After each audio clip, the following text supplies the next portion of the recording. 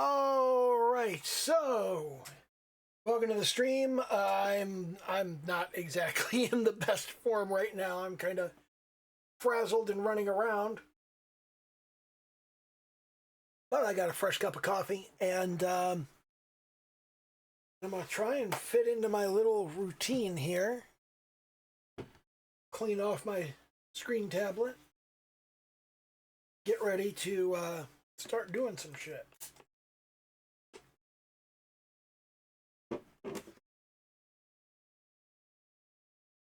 So I'll wipe down the screen, and today what I'm going to do is we're going to go over Ichigo, of course. We're going to do the post-mortem on that.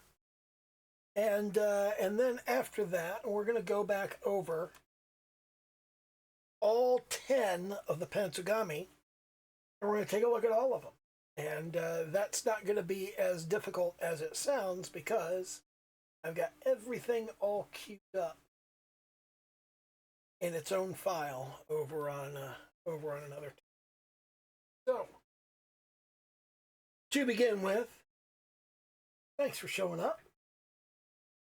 Do a little YouTube dance, like, comment, subscribe, hit the little bell icon, all of that shit. But, you know, only if you mean it. Don't like the video unless you like it. You know, if you know what I mean. So, let's talk a little bit about how things were done here. I did the shading differently this time. Well, not really a whole lot differently. When you take a look at Ichigo as compared to Nara from last week, I think there are some good points and some bad points. I think I did a better job on the skirt. I think that's a definite plus right there. Switch over.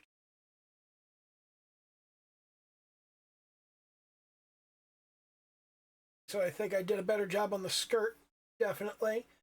I worked a lot harder on the hands, but I think I did better on them on Nara. I think Nara's hands ended up looking better. And I worked harder on the hands here, but I had a far more intricate and detailed pose for them. So I'm not very good with hands, and that kind of came across. Nobody's very good with hands. Well, typically people aren't very good with hands, but other than that, I think I got far more detailed on a lot of stuff, like this this little garter that she's wearing on her left leg, and the stocking, and all of this stuff, and the boots. And I really kind of went all out with the lacing on the boots and all of that. I don't think I did a very good job on the boots, but I tried to do something very complex and intricate, so kind of a trade-off there. I don't know. I do like the way the tied shirt comes across, and I went to an orange color instead of a blue color for her underlying sports bra sort of thing, because I didn't think the blue fit very well. I thought that she was just wearing very warm colors as a general rule. This brown down here, a little bit too cool for my taste. I would have preferred to do something a little warmer and more of a bronze color, something a little bit lighter, more in the orange family. The hair right here, this is messed up. The hair should be hanging down. It should be hanging straight. It should not be like, it shouldn't be defying gravity here. It could bulge out a little, but not that much. It can't just like come back over here. So that wasn't great. I don't think I did a fantastic job on anything here. And really, they have almost the same expression. That's not great. I just kind of phoned it in on that.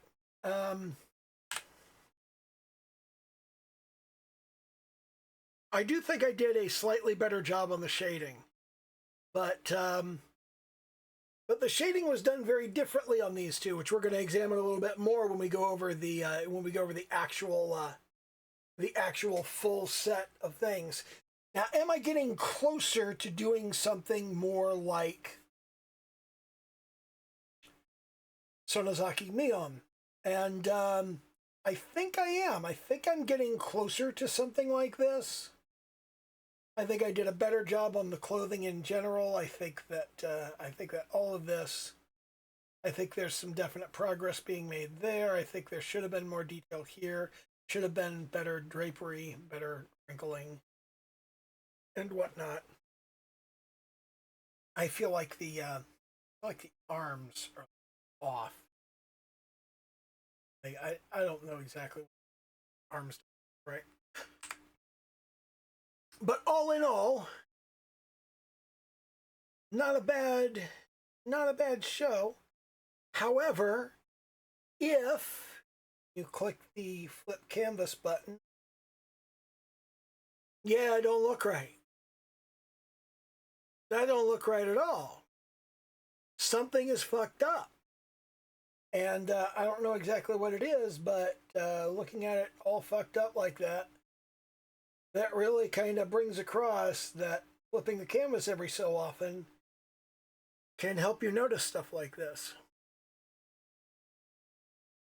But hey, that's where things sit with that. And now we're going to come over here and we're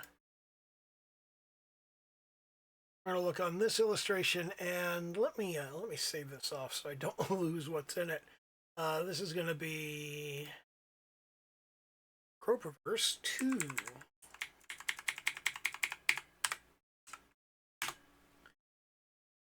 Okay, now then, we're going to start off. The first image that we did was we did Aya.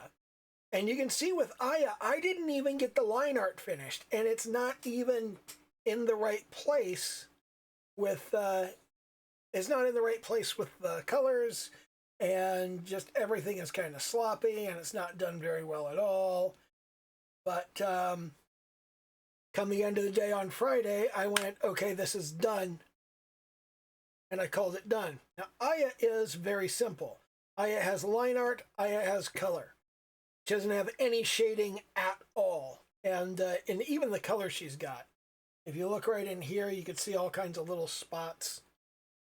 And all of those little spots are just where I did a bad job of coloring. I just got sloppy. Okay? So Aya was the first one that I did, and she's not the first one on the slate. Now, I went through them in order with the exception of Ichigo. Ichigo is the only one that I didn't do in order because I originally did a sort of facial study on Ichigo, and I didn't do anything else. I didn't do a full body thing. And I went, well, that's not very good at all. That's not what I need to be doing. And I moved on from Ichigo to Aya. But when I moved on to Aya, I didn't do a very good job. So we're going to take Aya and we're going to move her off to the side. We're going to go, let's put Aya over here so we can take a look at the next one in the list, which is Yumi. Now, Yumi doesn't entirely fit on the page, okay? And that's kind of an issue. But Yumi, again, what we've got here is something that's pretty sloppy. It's not very well done. I kind of got the idea across, but getting the idea across is not all you want to do. I did get some shading in here on the edges. I got some shading in here, and I got some line art in here to kind of show the muscular nature of Yumi. I want Yumi to be kind of buffed out, and she had big, thick thighs. And I think I did a reasonably good job on the pose. Again, not a good job on the hands. So, not a lot going on there. And I kind of like the sort of the oxhorn hairstyle here, which obviously is inspired by Himiko Toga. But let's take a look here at how Yumi was put together. Yumi has line art, flat color, and shading. But that shading right here, it's in multiply mode, but you can see that it's not clipped to the layer underneath of it. It's not clipped to the layer below. So you can see that it kind of slips outside. If you look over here, if you look over on this area here,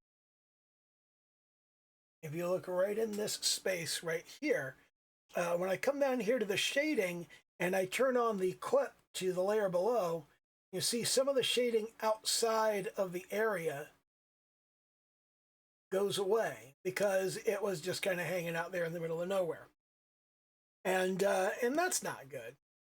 So so I did try to improve that. Now let's turn Aya off, and we'll move Yumi off to the side.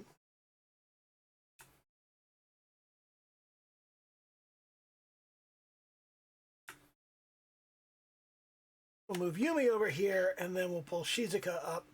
And Shizuka actually ended up, Shizuka came out pretty clean, okay? But you can see here, we've got this area right here, which isn't very well handled. But you can see that I tried to do some better shading on this, and I tried to put more effort into it. And when you look at how the layers are arranged in here, okay? When you look at how the individual layers are arranged for Shizuka, you can see that I've got the line art, and I've got the shading, and I've got the flat color, just like before, okay? And once again, you know, not clipped to the layer below, but it doesn't really go outside of the area. And the reason it doesn't go outside of the area is because I selected Shizuka before I did the shading to make sure that I didn't go outside the shading area. And that was one way to go about things, but obviously not the right way. So let's get rid of Yumi there. And we'll take Shizuka off to the side. Shizuka obviously is fully on the page. This is really when I started taking the whole thing seriously about how I was doing these and how I was putting them together. So from this point, from here we move on to Chiyo. Chiyo is the first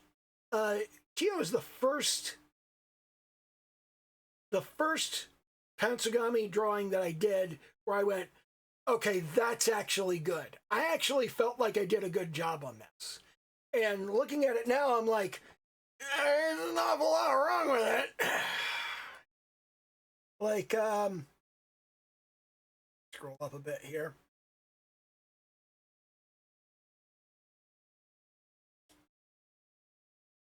That knee is down way too low. You look at where the hip is right here, and you look at where the ankle is right here, and the knee should be right in the middle of that, but it's significantly lower.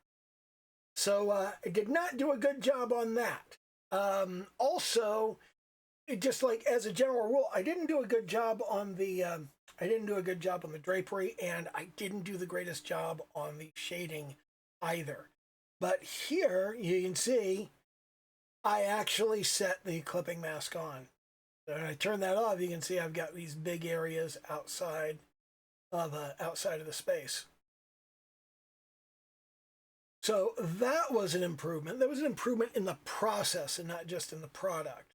Because one of the things you need to remember when you're doing stuff like this is getting better is about the process. It's not just about the product. It's not just you look at the product and does the product look better, but how do you get from point A to point B? How do you actually make the product that you're putting together?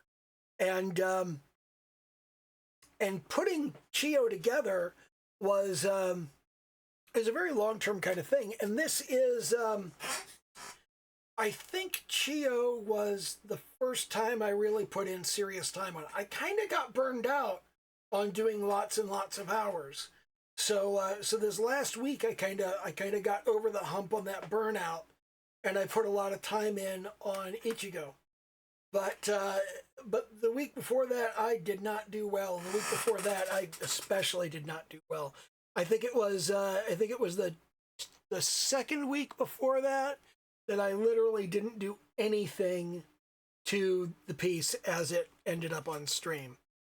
But yeah, Chio actually ended up something that I was reasonably proud of, and that was a new experience for me. This was Chio was the first.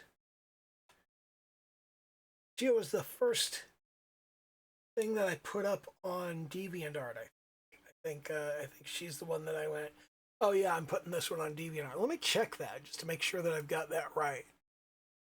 I may have started a little earlier.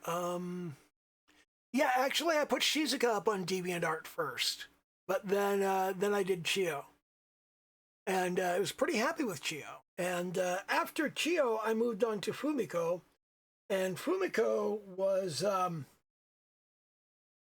was not happy with Fumiko. I felt like her outfit was boring. I felt like the shading was badly done. I felt like everything just kind of ended up not being very good. And you can see again here, I didn't do the clip to layer below thing. So because I didn't do clip to layer below, it ends up being a little bit funky and having some issues. But I also was just kind of sloppy with this, and I tried to do a kind of raised head pose, which is hard to do, that kind of deep perspective, and I didn't do a very good job on it. So on this one, I kind of stumbled across this. I kind of stumbled across a shading method that I thought was working pretty well, which is to kind of come in here and work with the line of where the wrinkles and drapery should go. And you can see here, I'm kind of going around the shape of the trousers she's wearing. Now again here, I didn't do a very good job on the shoes. I'm not doing a very good job on feet. I'm not doing a very good job on hands. This is something I particularly want to work on, because I kind of look at this and I feel like my line art is not very good. I'm not making any use of line weight. I pretty much do everything if in the size of 8. Pretty much do everything of that size, and I feel like I need to start working with line weight. But I do have it set up so I can use thinner line weight, so that it uses the sort of pen pressure to alter the line weight. And indeed, I could go up to like 15 and still get very lightweight lines, and still get that kind of 8 pixel line that I'm used to using. And I can also go really wide. I can go wider like that. I come up to 25, still sort of light lines, better lines like that, and then I can get really kind of bold. And I've been working on maintaining a light touch, so I feel like this I should be able to add a little bit more character to my lines. And let me kind of jump in here on the you can see on the pen pressure settings that I've actually yanked my pen pressure down a little bit, so that so it takes more pressure to make things actually increase. So instead of just being a nice linear change, it requires a little bit more pressure. But once you start exerting pressure, it goes up good and fast.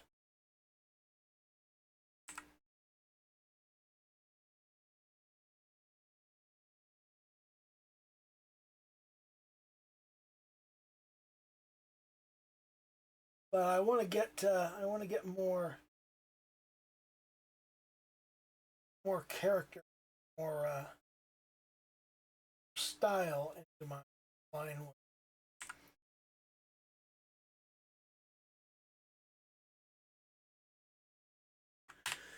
And that's something I need to work on. And as you can see, I've been doing kind of little exercises, like start low, like trail off at the sides, kind of thick and go thin, thin and go thick, then go thick, then thin.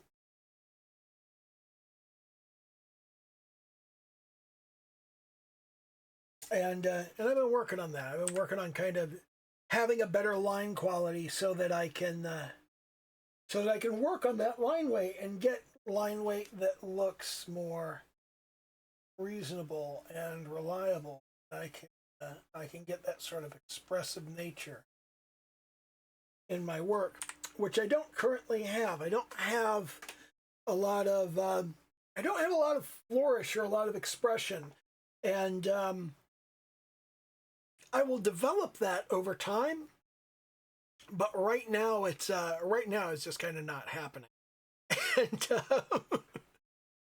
and I need to get that to a point where it does happen and where it is like a thing that actually comes through in my work, where you look at a piece that I've done and go, oh yeah, that's Darklock. Darklock does that shit. That's the kind of thing he does. Yeah, yeah. You see that? You see that thing over there? Yeah, that's his style. And I'm not trying to define a style, because that's a waste of time. You don't need to like define a style. You don't need to go, what do I want my style to be? You're going to have style. All you have to try to do is make the thing that you're going to make. And however you end up doing that, you're going to develop a process of getting there, and that's going to produce a product that is unique to you. All of the individual choices you make that go into a piece, they're going to produce a style. It's one thing to emulate somebody else's style, but don't try to just like make things up to be your style. Just let your style happen. That's the way style is supposed to work. So we're on Fumiko. We'll drag her over to the side here. And now let's take a look at Haruka. Haruka is, again, somebody that I was very proud of. I thought I did a really good job on this, especially the hair. I thought Haruka's hair turned out really, really well. I thought that was really nice. And similarly, I think I did a pretty good job here on the shading. And I think I did a good job kind of designing the outfit and everything. I think all of this really came together pretty well.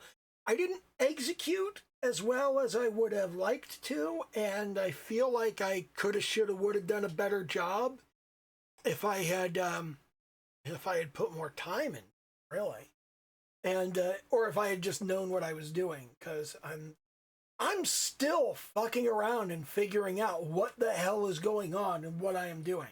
Like, I understand the principles of stuff. I understand that, like, you've got a thing here and you've got a thing here. Like, you look at this, like, you look at what's going on here, and I know that, like, you want the shading kind of happen like this.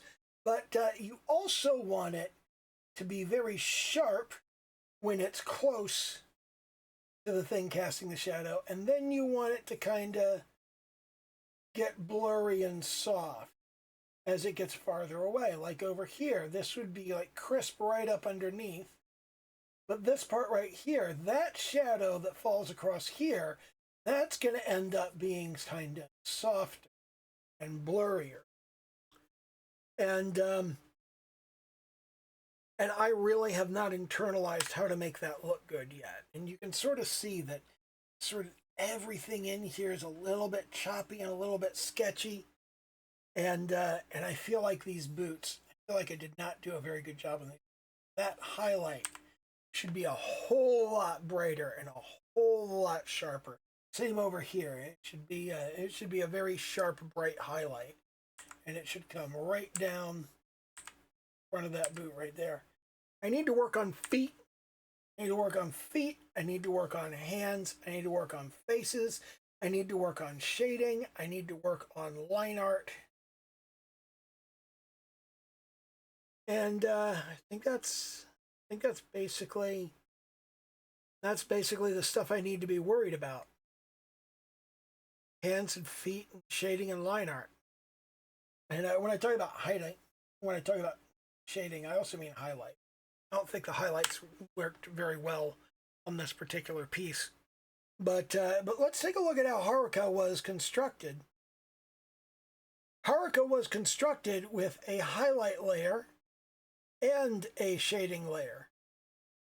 And I think that worked out pretty well because it just kind of underscored the way that I wanted things to work. And I felt like this did a good job of producing the effect that I wanted to produce. I mean, you look at the flat color, it looks flat. You add the shading, well, now it looks better, but the highlighting really does make things kind of pop a little bit.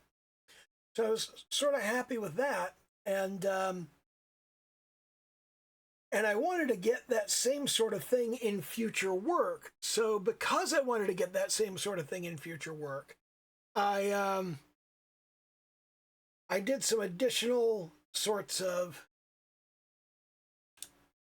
expansion on that as I went along. And I think it was Kyoko where it was Kyoko where I got kind of deep and in detail. I don't feel like Kyoko came out very well. Here we have the highlights, and you can see I've got a highlight layer, but I've also got all of these different shading layers.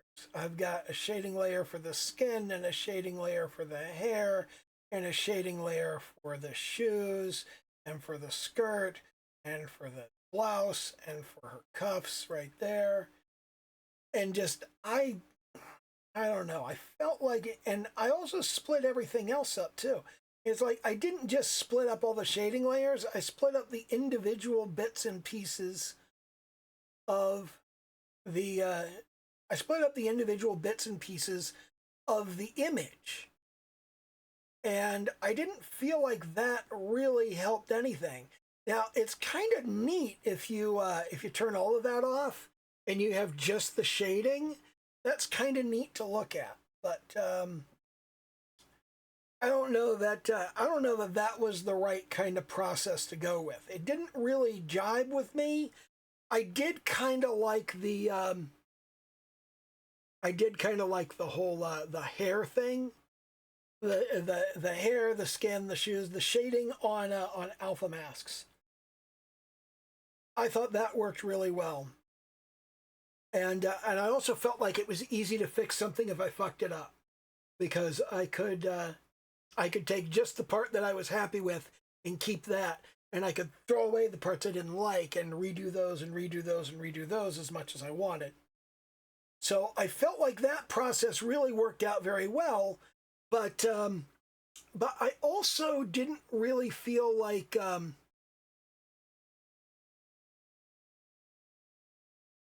I didn't feel like it made things look better. I felt like it made things easier for me to fix. So it didn't make things better, it made things easier for me to make better, if that makes any sense at all. And that's kind of where things are with Kyoko. I was really, really happy with the way I did her hair. I thought her hair just looked really, really good. Right here, all of that shading and highlighting in the hair, I thought I did agree. And I thought I did a pretty good job shading on the skin. But this is actually, there was another thing here where I just kind of went, I've been doing these occasional people like not just Kyoko, but Shizuka, who just looks kind of shy and nerdy. And I don't think the pantsugami should be shy and nerdy. I don't think they should be shy and nerdy at all. I think they should all be kind of haughty and arrogant and egotistical. They're the spirits of panties. They're the goddesses of panties in Japan. And as the goddesses of panties in Japan, it's their job to go out and make men horny. That's what they do. This is a really ridiculous kind of mythology. This is not real mythology. This is shit that I made up. If it sounds like real mythology, it's because real mythology is also just like shit people made up. But this is just stuff that I made up to be funny. And the pantsugami are not like a real thing. You can't like look them up. You know, what's the mythology of the panty spirits in Japan? There isn't any that I know of. But now let's move on to Sora. Let's take a look at Sora. Sora, I did nothing with. I did my work on stream, and I did nothing else. So she has no shading. She has line art and flat color, and that's it. And the line art isn't even really done. No, it's like if I turn off the flat color, you can see that I don't have everything in place. Those shoes, like what the hell is up with those shoes? They're not even in perspective. They don't even appear to be solid objects. They just look like paper cutouts. They're horrible. But I do feel like I got a pretty good profile in the top half of the body. And I resisted the urge to try and put the left arm where you could see it, because you can't see it because of the position that it's in. It's behind your body. You cannot see it. Pardon me while I wipe the sweat. It is hot as hell down here because we are closing up on August, and there are two seasons in Western Washington: rain and August. And it's been August since mid-May, thanks to global climate change. So, so actual August is like even worse. We don't have 90-degree days up here. That's not a thing that happens. And, you know, suddenly having it happen like for entire weeks at a time, we're not prepared for this. It's not a thing that we're ready for. And but anyway, if we now take Sora and we just move her to the side, because there's not a lot to say about Sora, really. Like, there's really not a whole lot you can discuss about the thing that I did on stream and then did no work on for an entire week. To be fair, it was because I was playing Potionomics, which is a great game. And then comes Nara. Obviously, Nara's better. Obviously, I did a better job on Nara. You know, it's like the feet actually look like three-dimensional objects.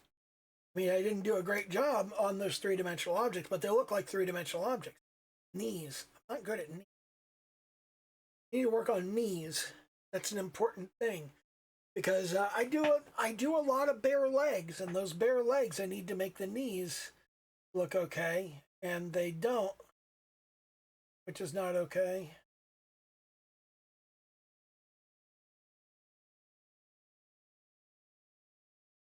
And I need to do something about that. But yeah, that's some stuff that I need to work on. And with Nara, I did the same kind of lots of alpha masks for the shading. Like I can turn off all of the shading right there and go down to flat color. But the flat color is just one layer, the exception of the face. I put the face on its own layer, which is just like the eyes, but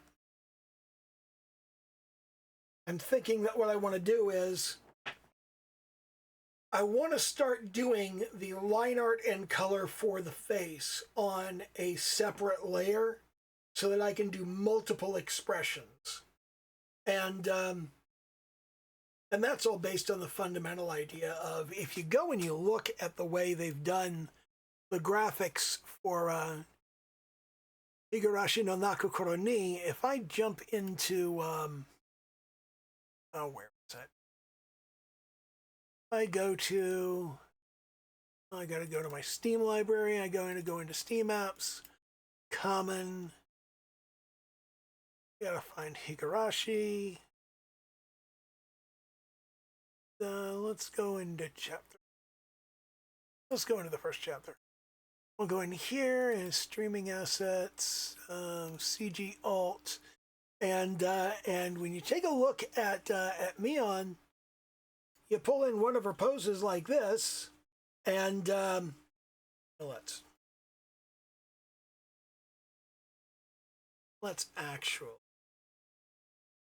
create a new image and let's drag her into reference here. And you can see here that that we've got Mion in a pose with an expression on her face. And then if we drag in another image, you can see that now we've still got Mion in the same pose. It's an identical pose, but the expression on her face is different. Okay? And this continues with and drag it into the layer palette.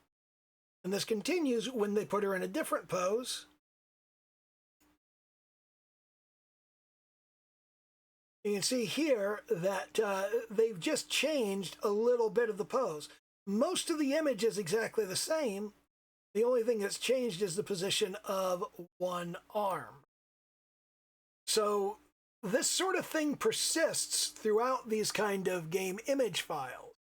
And you go to the next one, and again, same exact pose, but a slightly different expression on her face.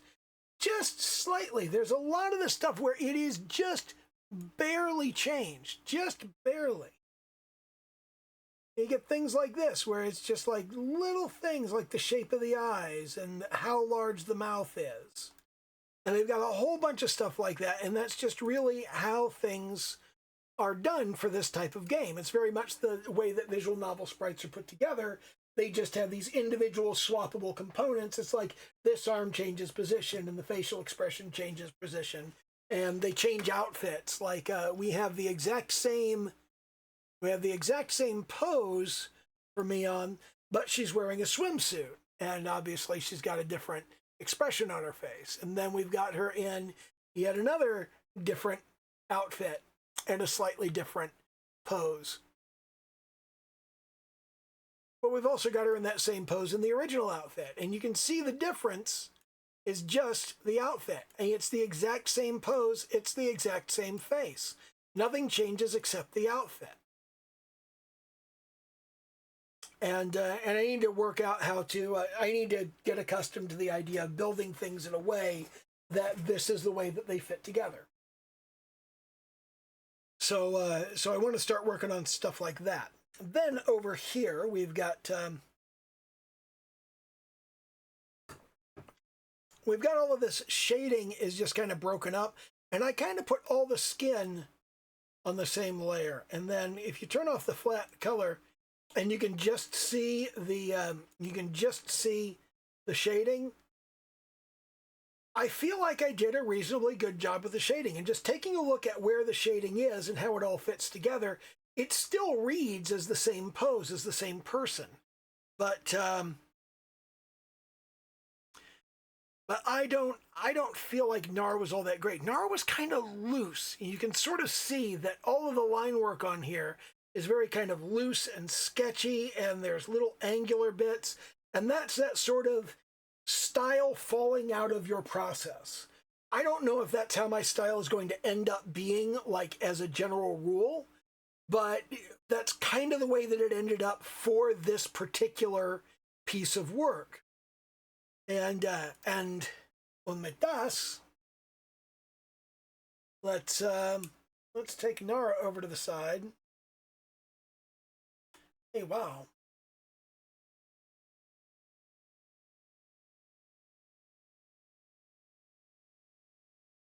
There we go. And now what we want to do is we want to take a look at Ichigo next to Nara and see the improvement there. Very much an improvement. But again, if you flip it, you flip it and Nara still looks fine. Nara still looks fine flipped. Ichigo, not so much. Ichigo looks kind of fucked up. So there's something I did wrong on Ichigo, which is kind of, I think it's just sort of stretching and trying to do something that's a little bit beyond my abilities. And that's basically, that's all 10 of them. And what I wanted to do is just kind of put all of these sort of in their respective places. Like, let's take start off with Ichigo, and we'll transform.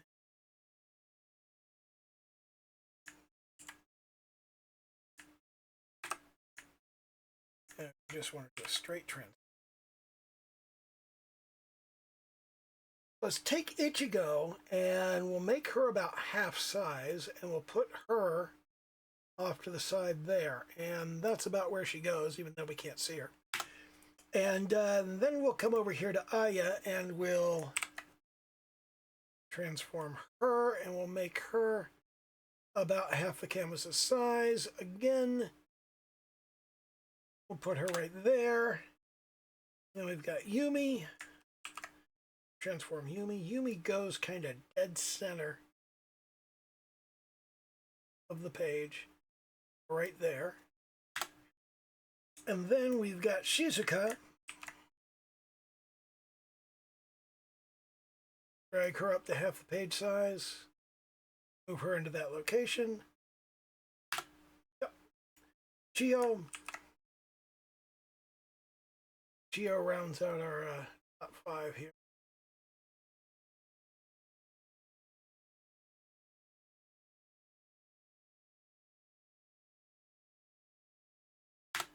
I've apparently got some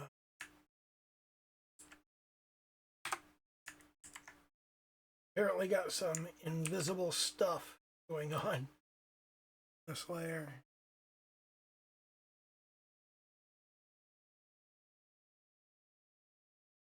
Yeah, let's put her right there. Let's make her about the right height. We'll put her into position. Then we go okay, and we'll go Fumiko. Fumiko gets shrunk down to about half size. Dragged into place. Okay. Haruka, again, dragged down to half size. Moved into place. Okay. Kyoko, dragged down to half size. Shifted into place. Okay. Then we get Sora.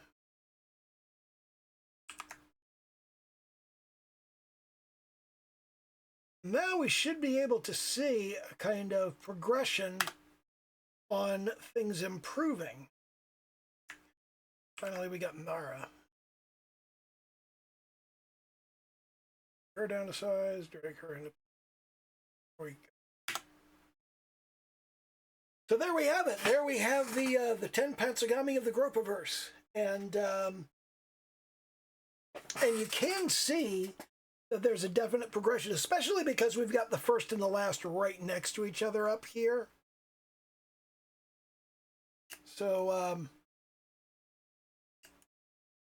having the first and the last right next to each other really does make it pretty easy to take a look at those and go, oh yeah, there's a huge difference in the quality there.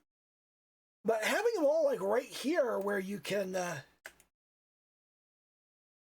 shuffle them around and look at them, that's really cool. Being able to look at all 10 of them right there on the same page. So let's move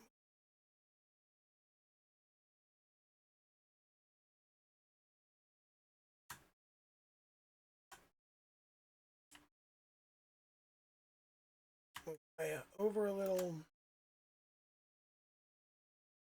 Okay. That's actually a pretty good piece of work. I'm going to toss that over to the. I'm going to toss that on DeviantArt as a PNG file.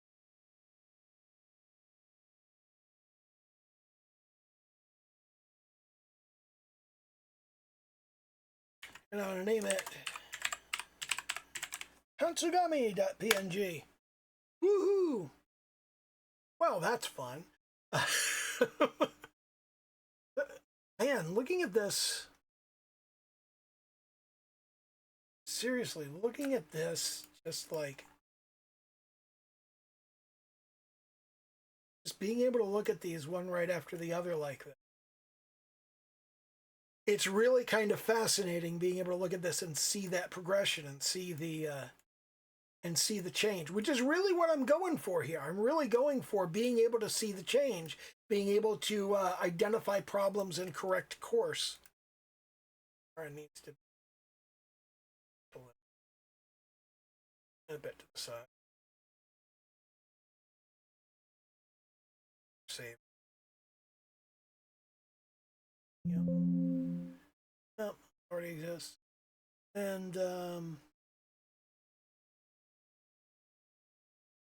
I want to save it now in Clip Studio format, and it's going to be Groupiverse 2. Yep, go ahead and replace it. Man, that's it's really neat being able to look at those right next to each other.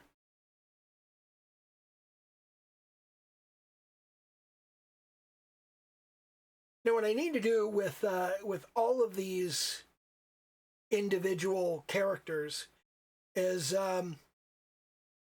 well, first of all, let's talk about alterations that need to be made. Number one, Aya needs to be less Genki. Yumi. Feet. Shizuka needs confident. Fumiko needs to just plain better. Fumiko needs to be better. So, Kyoko again. Confidence.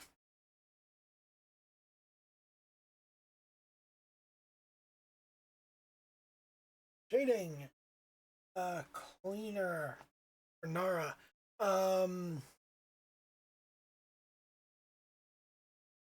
Pose fix on Ichigo. Chio. Legs fixed. Haruka needs better shading.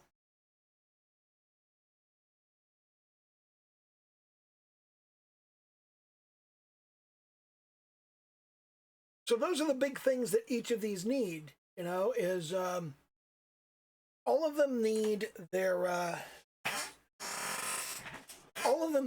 individual fixes that are unique to which one they are. I don't know if I'm going to approach fixing all 10 of these this week. I don't know what I'm going to do this week. I really don't.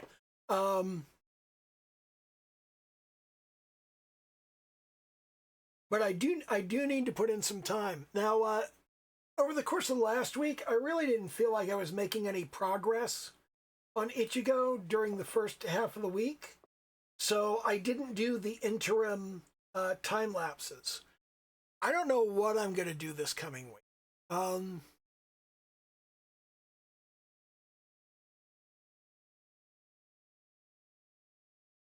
I wonder if I could do an hour a day. If I could do an hour on each of these for like 5 days out of the week. So if I started tomorrow and I did an hour on Ichigo fixing the pose, and then an hour on Aya changing her personality, and an hour and then on Monday I would do Yumi's feet. I would change Shizuka's general attitude to be more confident.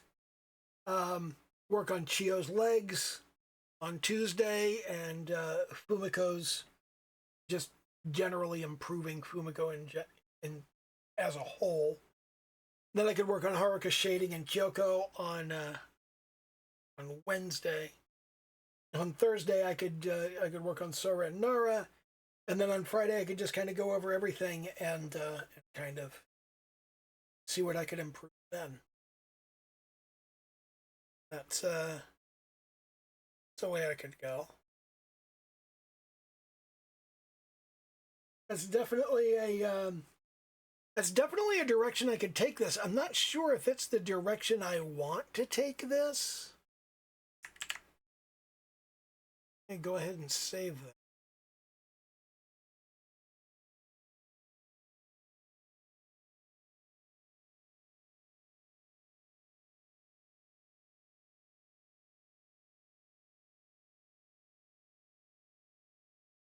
You know what? That is the direction I want to take this. I want to take the next week and just kind of go through all 10 of these and improve my work and kind of get each of them into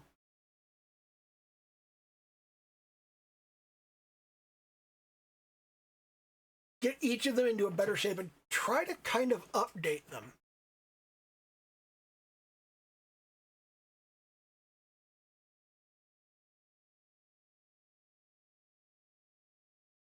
It's probably going to take more than an hour for each of them, but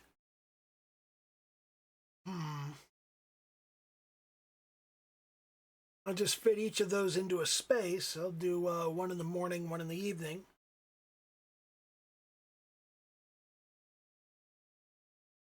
Maybe I'll split them like this. Maybe what I'll do is I'll go, here's the morning, here's the evening. So on Sunday, I do Ichigo and Fumiko. And on Monday, I do Aya and Haruka. Tuesdays, Yumi and Kyoko. Wednesdays, Shizuka and Sora. And then Thursdays, Chio and Nara. And then Friday, I just kind of go over everything and clean everything up and get it all ready.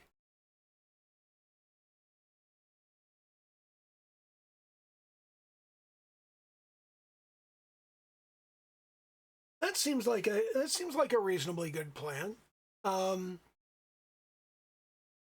Let's see how well that actually specs out. Let's go ahead and let's make that the direction that I want things to go and the way that I intend to put things together, and we'll see how that works out.